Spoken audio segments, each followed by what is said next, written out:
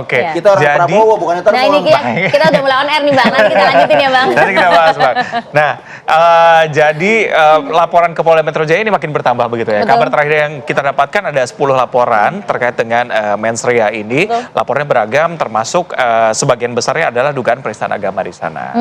Padahal kalau kita misalnya lihat memang bagian itu kan juga sudah beredar di media sosial sebenarnya ya. Ada beberapa orang yang juga kemudian sudah melihat beberapa kali, tapi tidak kemudian merasa ini sebagai bagian dari penistaan. Tapi ada juga yang kemudian melihat ini sebagai bentuk penghinaan, bahkan juga penistaan terhadap agama gitu. Tapi secara hukum seperti apa kita melihatnya? Dan juga nanti kita ingin lihat, kita hadirkan juga beberapa narasumber yang mungkin bisa memberikan kita pencerahan. Apakah ini masuk dalam hal penghinaan, penistaan, atau tidak sebenarnya? Atau bagian dari seni yang kemudian diunjukkan oleh Panji Pragiwaksono di panggungnya. Hadir bersama kami hari ini ada Wakil Ketua Tim Pembela Ulama dan Aktivis atau TPU, ada Bang Novel, Bang Muping. Selamat pagi, Assalamualaikum. Waalaikumsalam warahmatullahi wabarakatuh. Terima kasih sudah hadir. Hadir juga di sini ada Buya Anwar Abbas, Wakil Ketua Umum MUI. Assalamualaikum Buya. Waalaikumsalam warahmatullahi wabarakatuh. Dan kami masih menunggu ya nanti kehadiran dari salah satu komika yang kami undang juga ke sini, ada Bang Heri Hore. Tapi kabarnya sudah bergabung bergabung lewat lewat Zoom. sambungan Zoom nih. Assalamualaikum, selamat pagi Mas Heri.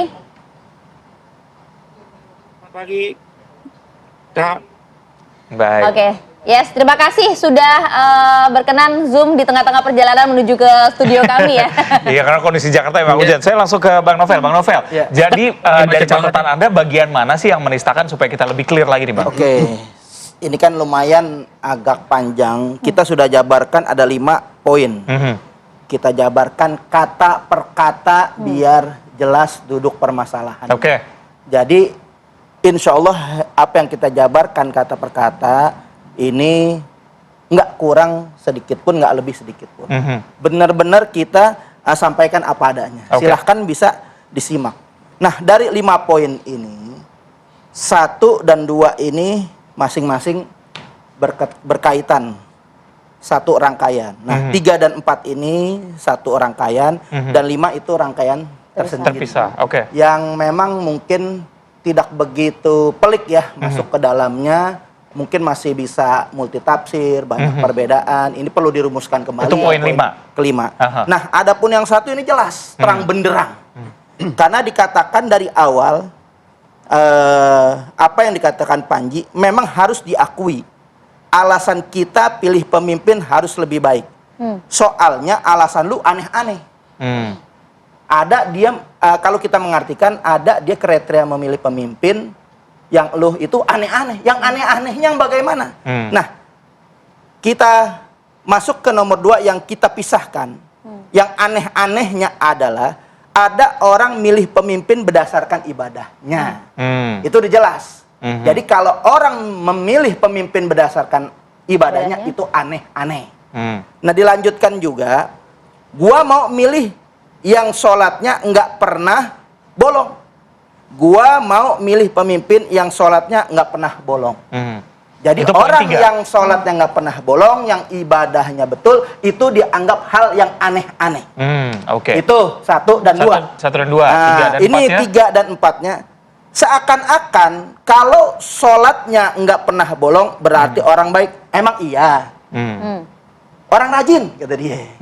Jadi bukan orang yang baik, orang rajin, iya gitu. Menurut apa yang sedikit saya simpulkan daripada maksud daripada arti ini. Nah, yang keempat, emang sholatnya nggak pernah bolong otomatis baik? Enggak, rajin. Jadi sholat itu bukan mengantarkan suatu hal yang baik. Orang yang sholatnya 5 waktu nggak pernah bolong-bolong itu hanya mendapatkan kapasitas yang rajin menurut daripada tanggapan saya. Dan ini sangat bertentangan. Karena bagaimanapun juga Indonesia ini negara berketuhanan yang Maha Esa. Agama apapun punya kriteria untuk milih pemimpin dengan aturan-aturan agama. Nah, setiap agama punya aturan untuk milih pemimpin. Ini termasuk yang aneh-aneh. Ini kan menyinggung seluruh agama. Karena ini bermasalahan. Kita ini untuk hidup dituntun oleh punya Tuhan, yang kita punya Tuhan dituntun oleh Allah ataupun oleh Tuhan yang mereka berkeyakinan dengan Tuhan mereka. Itu tafsirnya Bang Novel ya. Ya, poin ini kelima. tafsir saya.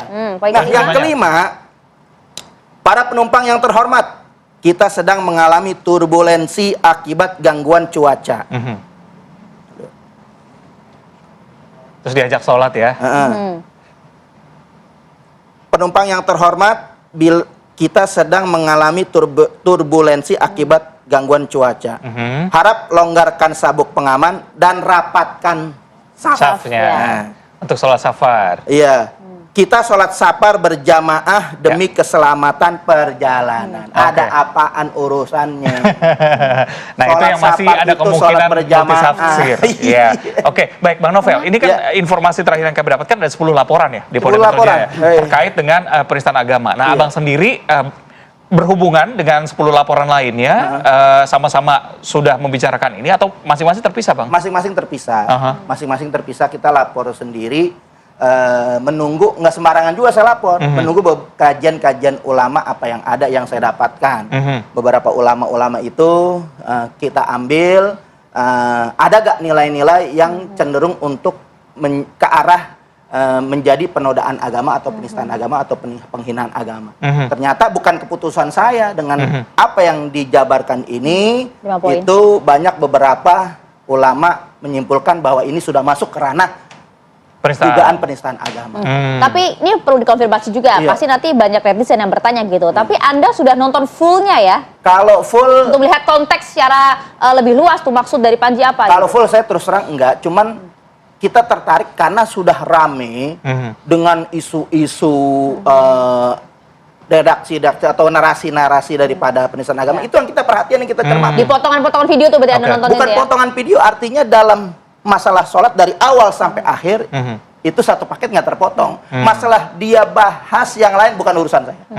Saya nggak paham urusan yang lain. Yang pasti jangan masuk-masuk ke ranah agama begitu. Silahkan, kita nggak melarang kebebasan berekspresi karena itu dilindungi undang-undang. Kita juga, saya juga orang yang suka turun ke lapangan, suka turun dalam aksi-aksi untuk unjuk rasa di jalanan. Bahkan saya pernah orasi dan masuk penjara. Pernah menjadi korban gitu. Dengan penyampaian aspirasi saya dikriminalisasi, saya dipenjarakan, itu ada waktu di zaman Gubernur Ahok. Itu tadi tafsir dari Bang Novel ya. Kita ingin dengar juga Bu ya, kalau Anda melihat sebenarnya ini masuk tidak dalam kategori penistaan, tadi sudah dijabarkan juga poin-poinnya oleh Bang Novel. Ya begini ya, kita kalau bicara tentang suku, agama, dan ras harus hati-hati. Karena kalau seandainya kita tidak pikirkan diksi dan kalimat-kalimat kita, tidak mustahil ya diksi dan kalimat-kalimat kita itu akan menyinggung. Dan kalau seandainya orang sudah tersinggung ya, itu kan menyangkut hati, bukan menyangkut otak ya. Dan itu sangat sangat berbahaya menurut saya. Dan kalau seandainya terjadi sesuatu seperti sekarang ini ya, ini kan tidak hanya masalah otak, itu masalah hati kan. Oleh karena itu saya terus terang saja ya, saya tidak melarang orang untuk bercanda ya, tapi ada batas-batasnya. Saya tidak melarang orang untuk melakukan ekspresi seni, karena menurut seni itu juga indah ya. Tapi kan ada batas-batas yang harus diperhatikan. Ini sudah kelewat batas? Habib Novel kan menganggap itu sudah melampaui batas ya. Saya kan belum mengkaji betulnya. Cuma saya kan pernah juga di organisasi saya Muhammadiyah juga pernah disinggung oleh beliau ya. Nah, saya ini ada dua hal ya. Pertama, saya melihat saya sebagai orang yang dikritik gitu ya. Bagi saya siapapun yang mengkritik saya terima saja, dan saya akan menghadapi kritik itu dengan tersenyum gitu. Tetapi kalau seandainya kita bicara bagaimana cara mengkritik yang baik, itu mungkin barangkali lagi ceritanya ya. Menurut saya ya seperti yang dikatakan Novel tadi ya, kita adalah orang yang beragama, kita adalah orang yang berbudaya ya, kita adalah orang yang di negaranya berfalsafahkan Pancasila, ya tentu harus ada rambu-rambu yang harus kita perhatikan. Dan saudara Novel tadi kayaknya menganggap ini ada rambu-rambu yang terlanggar oleh yang itu dia. Tapi kalau sebagai Muslim, mohon maaf Bu ya, ini pantas tersinggung tidak sih kita mendengar ini kalau Buya sendiri? Ya saudara Novel ini kan orang Muslim ya. Kalau Buya? Ya saya kan belum mendengar betul ya, kan baru sebentar tadi saya dengar ya. Jadi saya harus dengar dari awal sampai akhir ya. Cuma kesan saya tadi penyampaian yang dilakukan oleh saudara siapa namanya itu? Panji itu ya, itu membuat kotak-kotak ya, tapi tidak holistik gitu ya. Semestinya kan ya, orang yang beragama tadi seperti katakan Habib Novel kan boleh nggak orang yang beragama Kristen memilih pemimpin Kristen? Ya boleh dong. Boleh nggak orang yang beragama Islam memilih pemimpin yang beragama Islam? Boleh. Boleh, ya. Boleh nggak orang yang beragama Hindu memilih orang yang beragama Hindu? Ya boleh saja kan gitu ya. Kalau begitu orang Kristen, orang Hindu, orang Buddha, orang Katolik, orang Konghucu, orang Islam punya kriteria sendiri Yap. dalam memilih pemimpin. Sesuai dengan ajarannya masing-masing. Boleh nggak kita mencela pilihan-pilihan? Ya nggak boleh juga kita mencela, kan kita negara demokrasi, semua orang berhak untuk berbicara kan, semua orang berhak untuk berpendapat. Ya kita hormati saja gitu. Dan jangan kita mencela kriteria yang dibuat oleh orang agama Hindu, yang kita mencela kriteria dibuat oleh orang Kristen, Katolik, Konghucu, Buddha, dan juga jangan mencela kriteria yang dibuat oleh orang Islam gitu. Oleh karena itu tadi kesan saya, ini kesan saya ya. Oke. Saudara Panji nampaknya agak mencela ya kriteria yang dibawa oleh orang Islam dalam memilih pemimpin gitu. Sementara ini kita negara demokrasi kan gitu ya. Kalau seandainya dia mencela kelompok tertentu, pasti itu kelompok tertentu juga akan mencela dia. Ada falsafah ya atau hukum kausalitas dalam hidup ya. Man yukrim yukram. Barang siapa yang memuliakan orang lain, maka dia akan dimuliakan. Barang siapa yang menghormati orang lain, maka dia akan dihormati. Barang siapa yang mencela orang lain, dia akan dicela. Gitu. Barang siapa yang merendahkan orang lain, maka dia akan direndahkan. Barang siapa yang menghina orang lain, maka dia akan dihina. Ini yang terjadi sekarang dalam kasus Panji, saya lihat begitu ya. Oke. Sehingga terjadi aksi-reaksi ya. Saudara Panji melakukan aksi, lalu mendapatkan reaksi. Gitu.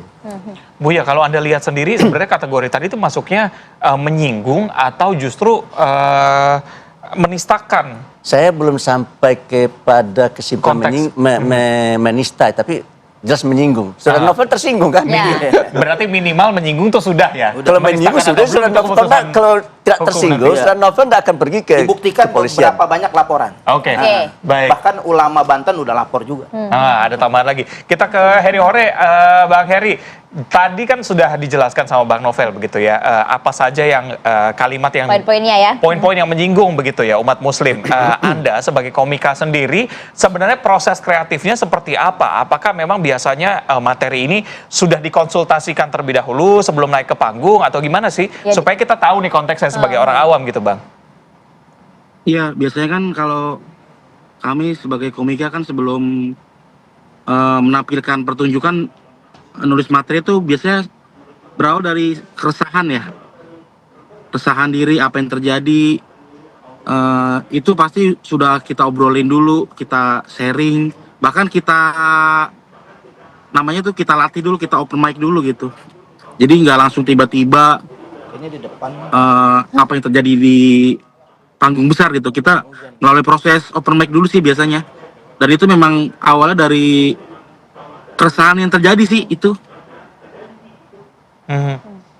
Oke, tapi kan tadi dijabarkan tuh bahwa ini masuk dalam ranah penistaan, bahkan menyinggung paling tidak oleh kedua narasumber kami di Iya. sini, Bang Heri. Anda kan juga menonton langsung di sana ya. Artinya mungkin Anda paling tidak tahu betul gitu konteks yang dimaksud oleh Panji. Anda sepakat dengan hal ini bahwa sebenarnya ada aturan yang dilanggar dalam proses stand up comedy oleh Panji Pragiwaksono dalam Iya. konteks ini? Kalau sebenarnya tujuan komika begitu kayaknya tujuannya emang mau bikin orang tertawa sih, nggak bikin untuk orang tersinggung. Cuman kalau masalah pada akhirnya tersinggung, kita kan nggak tahu nih, kayaknya banyak alasan untuk nggak tahu alasan apa bisa orang jadi tersinggung gitu. Jadinya tuh memang tujuan awalnya memang ya untuk bikin orang tertawa, nggak untuk menyinggung gitu. Kayaknya kalaupun untuk kenapa tersinggung ya kita kayaknya sebagai komika nggak bisa tuh menebak kenapa tersinggungnya gitu. Jadi ya tujuan awalnya memang untuk menghibur aja sebenarnya.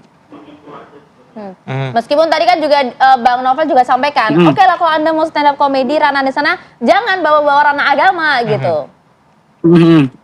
Ya apa? Kalau yang disampaikan itu kan kalau di stand up itu kan banyak teknik-teknik untuk membuat tertawa ya. Kalau yang disampaikan Panji itu lebih ke ada yang hiperbola, mungkin ada yang ada analogi juga gitu. Jadi kayaknya kalau untuk dibilang menista tuh sangat disayangkan sih sebenarnya, karena yang terjadi bahkan ini double standard juga sebenarnya. Padahal justru lebih banyak beberapa tuh yang dalam tanda kutip tuh penceramah yang bisa ketemu nabi apa segala macam itu kok biasa aja gitu. Apa karena sama Panjinya bukan satu circle jadi di masa lain, sementara yang satu circle itu dibiarin gitu. Nah itu kayak terjadi double standard aja jadinya gitu. Waduh. Oke. Ini harus konfirmasi dulu kalau gitu ya, Bang Novel. Bang Novel gimana? Iya. Ini nggak personal kan? Kenapa ini nggak personal? Saya juga pelaku dakwah gitu. Jadi bukan personal pribadi. Saya melapor atas nama lembaga. Yang lembaga itu sudah sepakat. Kemudian ada beberapa juga dari masyarakat, banyak di lingkungan dakwah yang dari mimbar ke mimbar. Itu udah sangat resah. Di berbagai macam daerah udah resah. Mungkin tinggal hanya menunggu waktu ada aksi-aksi di jalanan atau demonstrasi mungkin akan sebentar, bahkan udah terjadi ketika yang pelapor pertama yang mungkin ya mengatasnamakan NU dan Muhammadiyah itu sudah melakukan aksi turun ke jalan. Aksi di jalan dalam hal apa? Dalam hal untuk minta dia unjuk rasa untuk menyampaikan aspirasinya untuk pemerintah segera cepat bertindak. Dan alhamdulillah saya sampaikan apresiasi juga kepada pemerintahan yang saat ini berjalan dan juga kepada pihak kepolisian yang cepat merespon. Karena saya sudah sangat pengalaman. Sangat pengalaman dalam hal untuk khususnya dalam masalah-masalah penghinaan agama. Bayangkan sudah ada 20 lebih saya membuat laporan terhadap tokoh-tokoh yang menyinggung masalah agama. Termasuk yang pertama saya laporkan Ahok. MUI langsung bersikap waktu itu. Fatwa dari MUI DKI, kemudian MUI pusatnya, ada Sukmawati 2 kali saya laporin. Ada Yakut, kemudian juga ada Victor Leskodat, kemudian juga ada Muafik, kemudian ada Ade Armando, Abu Janda, Denny Serega. Kita masuk ke konteks awal, Bang Novel. Tadi kan seperti dikatakan sama Bang Heri Hore ya, dia mengatakan bahwa sebenarnya konteksnya adalah mengajak ketawa, bercanda, begitu. Tidak ada niat sama sekali untuk menyinggung. Tanggapan Anda seperti apa? Mungkin Jadi bisa dijawab usai jeda. Kita Kita istirahat terlebih dahulu, tetap bersama kami di Apa Kabar Indonesia Pagi.